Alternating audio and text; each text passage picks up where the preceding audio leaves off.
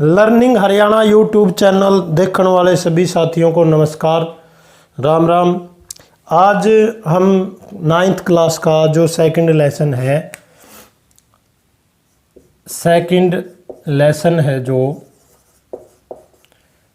क्या हमारे आसपास के पदार्थ शुद्ध, उसमें टॉपिक चल रहा था विलयन की सांद्रता। विलयन की सांद्रता, दो तरह का विलयन होता है, एक तनु और एक सांद्र। तनु कौन सा होता है? जिसके अंदर पानी की मात्रा ज़्यादा हो, और जैसे तनु विलयन पानी। सांद्र के अंदर जैसे कोई अम्ल का विलयन है या क्षार का विलयन है, तो इसके अंदर उसकी मात्रा क्या होगी? ज़्यादा होगी, तो उसको क्या बोलते हैं? सांद्रता बोलेंगे। अब पढ़ेंगे संतृप्त विलयन। क्या पढ़ेंगे? संतृप्त विलयन यानी कि ऐसा विलयन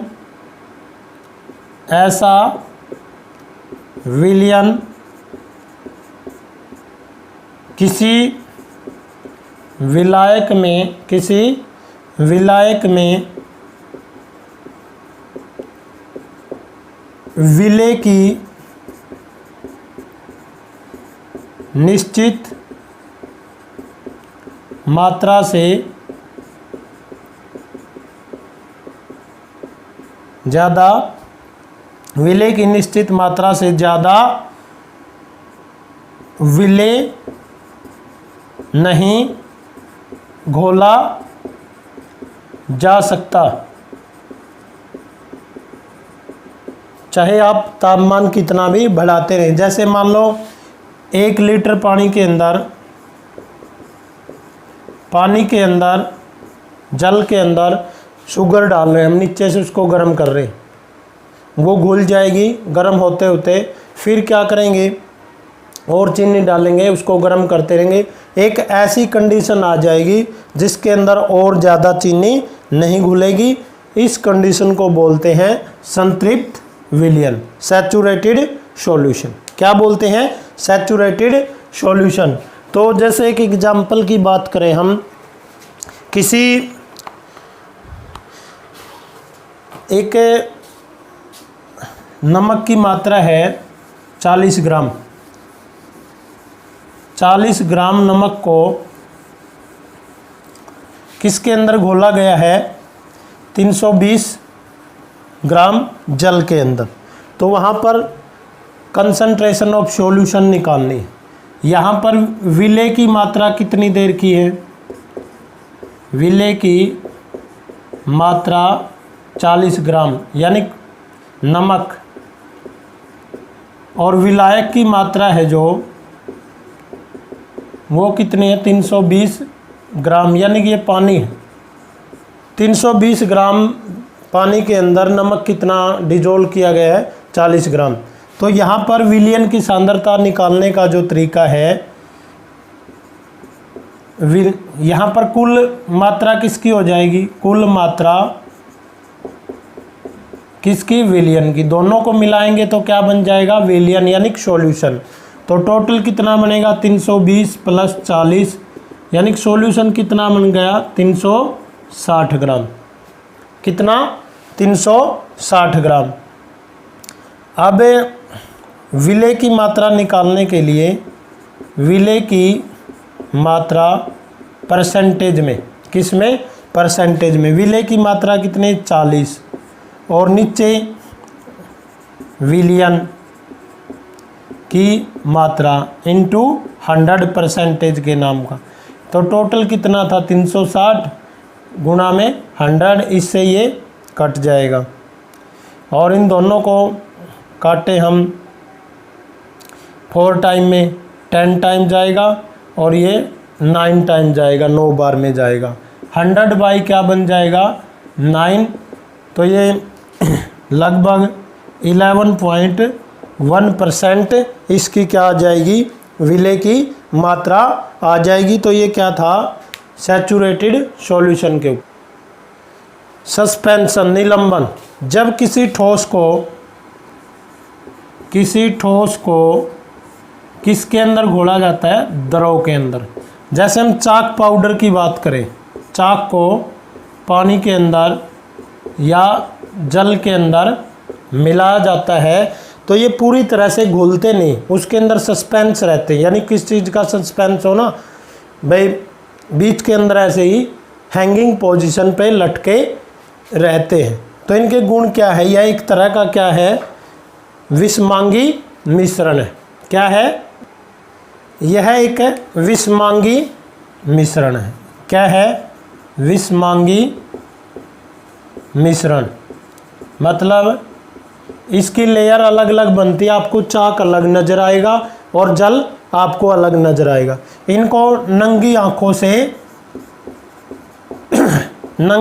से देखा जा सकता है। अगर इसके विलयन के अंदर एक टॉर्च या बीम ऑफ लाइट इसके अंदर हम पास करते हैं तो उसके रास्ते को ये क्या बना जाते हैं, दृश्य बना जाता है।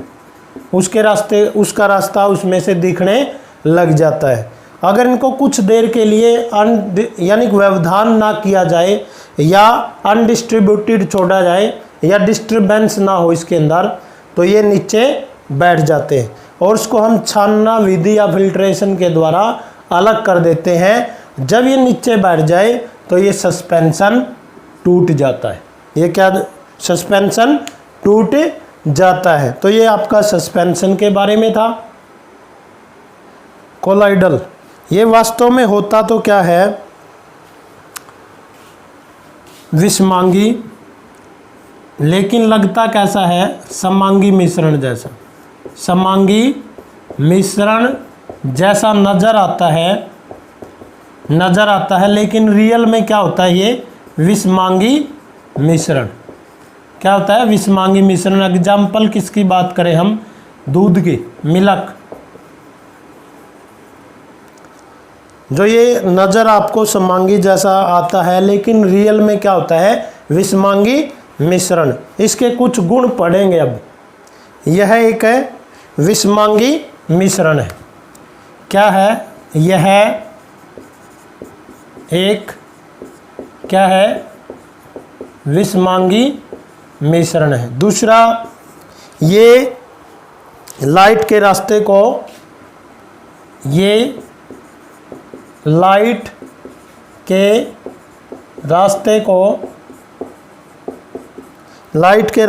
क्या,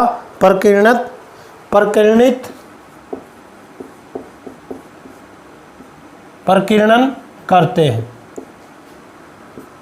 और तीसरा, ये नीचे नहीं बैठते,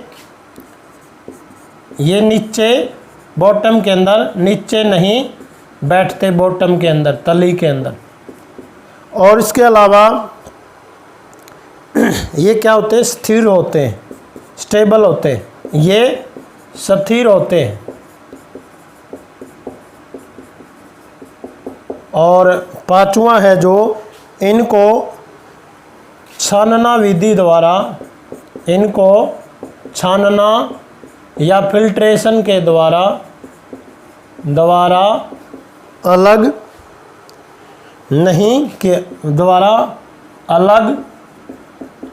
नहीं किया जा सकता। दोबारा देखो, यह एक विषमांगी मिश्रण है। ये लाइट के रास्ते को प्रकीर्णित करते यानी फैलाते हैं।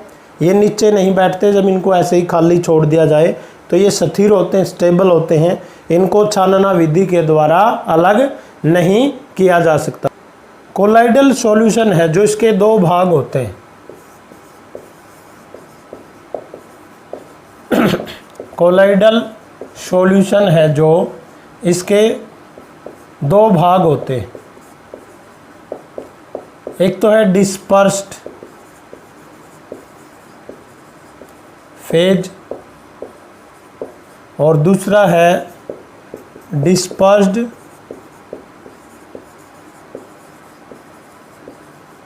मीडियम। जैसे सॉल्यूशन के दो पार्ट होते हैं ना, सोल्यूट और सोलवेंट, सेम वही है।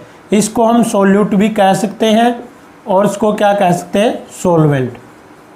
यानी कि जो कम मात्रा होती है या जो घोला जाता है, कोलाइडल सॉल्यूशन का जो कोलाइडल सॉल्यूशन बनेगा, जो चीज़ उसके अंदर मिलाई जाती है उसको तो क्या बोलेंगे, डिस्पर्स फेस, और जिसके अंदर मिलाया जाता है उसको क्या बोलेंगे, डिस्पर्स्ड मीडियम। जैसे सोल्यूट, मान लें यहाँ पर शुगर और क्या है, साल्ट है। क्या है, शुगर और साल्ट। ये क्या है, पानी, जल। तो ये क्या है, सोलवेंट की तरह मीडियम है। मीडियम क्या है, जल है, और सोल्यूट क्या है, डिस्पर्स फेस है। अब कुछ टेक्निकल, जैसे दूध से क्रीम को कैसे अलग करते हैं उनके बारे में पढ़े। दूध से क्रीम को कैसे अलग करते हैं, जैसे आजकल बाज़ार में अलग अलग टाइप की cream, full cream, toned cream, double toned cream आपको मिलते हैं। भाई आपको किस प्रकार की क्रीम चाहिए। तो जैसे हम इसको कैसे अलग करते हैं, एक टेस्ट ट्यूब के अंदर फुल क्रीम वाला क्या लेंगे, फुल क्रीम वाला दूध लेंगे। जैसे ब्लड टेस्ट करता है ना डॉक्टर या कोई फिजिशियन, तो एक सैंपल लेके टेस्ट ट्यूब में उसको मशीन के अंदर रख देता है। तो इसी प्रकार जैसे डायरी के अंदर वो घुमाने वाली, या घर पे क्या होती है, मधानी होती है, तो दूध को क्या कर देती है, घुमा देती है। इस तरह से हम फिल्ट्रेशन विधि के द्वारा इसको अलग नहीं कर सकते। फिल्ट्रेशन के द्वारा इसको अलग, क्योंकि कई बार क्या है, पार्टिकल्स उस फिल्टर पेपर से पास होकर नीचे चले जाते हैं। तो इसके लिए कौन सी विधि, सेंट्रीफ्यूगेशन, जैसे जो हमारी मधानी या रई बोलते हैं उसको, वो होती है। उससे क्या होगा, जो बारी पार्टिकल्स हैं, डेंसर पार्टिकल्स वो कहाँ बैठ जाएंगे, बॉटम के अंदर। और जो हल्के पार्टिकल है, लाइट पार्टिकल है, वो क्या आ जाएंगे, ऊपर। जैसे मक्खन आता है ना, तो इससे हम क्या कर सकते हैं, दूध से क्रीम अलग कर सकते हैं, जिसको मलाई भी कहते हैं। तो इसके यूज कहाँ कहाँ होते हैं, यूज ब्लड टेस्ट में, और यूरिन टेस्ट में, पेशाब टेस्ट में, और इसके अलावा जो हम यूज कर सकते हैं वॉशिंग मशीन में कपड़े सुखाने के लिए। वॉशिंग मशीन के अंदर जब कपड़े सुखाते हैं ना, उसमें सुखाने वाली में वो ऐसे ऐसे घूमती है और पानी की बूंदों को बाहर निकाल देती है, जिससे कपड़े आसानी से अलग हो सकते हैं। इन सब में कौन सा मेथड, सेंट्रीफ्यूगेशन फोर्स, या ये मेथड काम कर। जैसे दो द्रव जो आपस में नहीं मिलते उनको अलग कैसे करते हैं, जैसे जब पानी के अंदर तेल मिला हो तो उसको अलग, पानी को अलग और तेल को अलग कैसे करेंगे। तो इसके लिए हम एक सेपरेटिंग फनल का यूज करेंगे, इसके अंदर डाल देंगे उस मिश्रण को, तेल और पानी के अंदर। तो इस फनल की खासियत क्या है, तो ये कुछ समय के लिए तेल और पानी को हम ऐसे ही छोड़ देंगे बिना हिलाएं, तो दो लेयर बन जाएगी। आपको पता तेल हल्का होता ना पानी से, उसकी लेयर ऊपर बन जाएगी और तेल पानी की नीचे सतह बन जाएगी। और ये नीचे क्या लगा हुआ है, स्टॉप कॉक। स्टॉप कॉक को ओपन कर देंगे किसी बर्तन के अंदर, तो यहाँ से पानी निकलना शुरू होगा, क्योंकि पहले पानी नीचे है ना, नीचे वाला, और जैसे ही ये ऑयल आना शुरू होगा तब हम स्टॉप कॉक को बंद कर देंगे। इस विधि से हम पानी और तेल को अलग कर सकते हैं। नमक व अमोनियम क्लोराइड के मिश्रण को अलग कैसे करेंगे। NaCl क्या होता है, नमक, अमोनियम क्लोराइड। इसके लिए हम एक लेंगे चाइना डिश, जो ऐसे बाउल टाइप में होती है। नीचे से इसको फ्लेम से गर्म करेंगे। इसके अंदर क्या लगा, मिश्रण किसका लेंगे, नमक और अमोनियम क्लोराइड का। तो नीचे से जैसे ही गर्म करेंगे, ऊपर इसको कॉटन प्लग से बंद कर देंगे ऊपर, ताकि जो वेपर है वो बाहर न निकले। यहाँ क्या क्या बनने होंगे, वेपर या वाष्प बनने शुरू हो जाएंगे। क्या शुरू हो जाएंगे, वाष्प। वाष्प का मतलब है ये कौन सा प्रोसेस है, सब्लिमेशन, जिसको हिंदी में क्या बोलते हैं, उद्रवपातन। मीन्स जो सीधे ठोस से गैस में बदलता है या गैस से दोबारा ठोस में बदलता है। तो यहाँ पर ये जो वाष्प है टकराकर दोबारा कहाँ जम जाएंगे, यहाँ पे जम जाएंगे और आपका जो नमक है वो नीचे रह जाएगा। यहाँ से इनको किसी फोर्सेप्स से उतार लेंगे, अमोनियम क्लोराइड अलग हो जाएगा सब्लिमेशन मेथड से और आपका नमक अलग रह जाएगा। इस तरह से हम नमक और अमोनियम क्लोराइड को अलग कर सकते हैं। क्या काली शाही एक ही प्रकार के रंग की होती है, चाहे ब्लू हो? तो हम क्या करेंगे, एक फ़िल्टर पेपर ले लेंगे और उसके 3 सेंटीमीटर के लगभग अलग अलग क्या बना लेंगे, पार्ट बना लेंगे, पार्टीशन बना लेंगे। और जैसे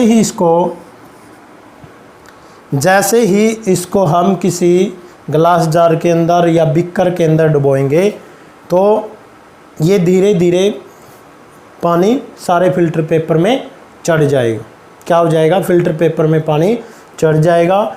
इसका मतलब जो ज़्यादा सोल्यूबल होगा वो सबसे पहले उसके अंदर ऊपर चढ़ेगा और जो कम सोल्यूबल होगा वो बाद में ऊपर चढ़ेगा।